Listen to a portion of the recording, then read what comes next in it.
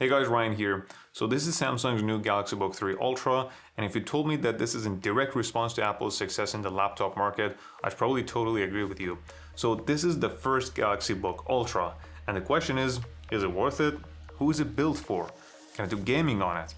And unlike the other Galaxy Book 3 series, with some of them coming in other sizes, the Ultra model is only available as a 16-inch. It weighs almost 4 pounds or just under 1.8 kilograms, but honestly feels heavier than that.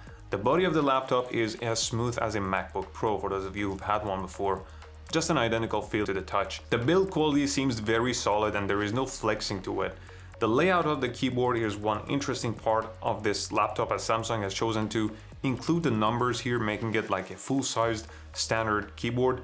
And that definitely adds value to it. I'm also happy to see that the arrow keys are nicely positioned and that no other keys are above the left and right keys, meaning you won't accidentally hit another key like some other laptops' keyboard design. Perhaps the only flaw here is where the keypad is, and unfortunately it's not in the center.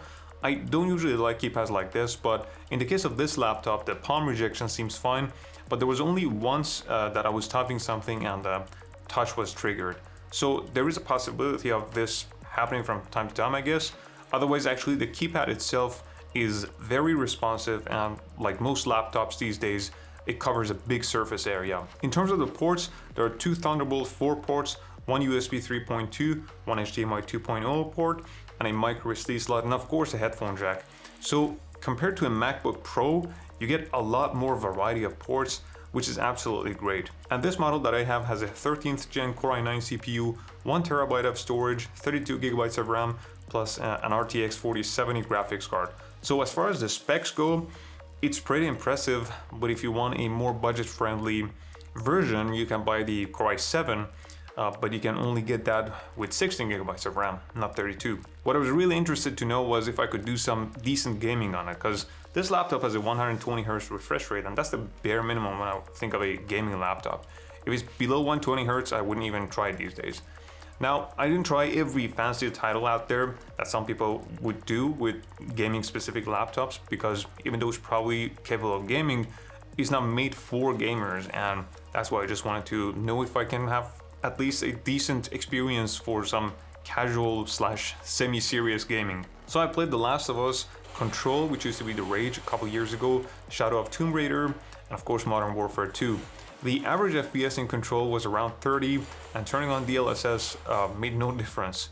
The average FPS was a little higher in other games, but overall, nothing too impressive. But I did get the answer to my question as to whether I can do gaming on it or not, and the answer is yes, but with low to medium settings. Depending on how you're pushing your laptop, it can get pretty hot though, so be careful not to burn yourself. The screen brightness is pretty good, but not the brightest display I've ever seen, and Samsung says it can reach a peak brightness of 400 nits, and if you enable HDR, then it can reach a maximum of 500 nits. But I've tested in direct sunlight, and it's still tough to see.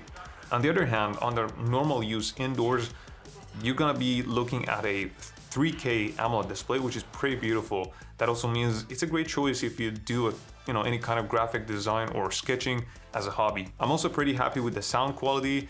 Again, I've heard louder speakers, but the sound by AKG that this laptop has at least very minimal distortion at the highest level, which is ultimately what you want from a good sound system. Another good thing about this laptop is its good webcam.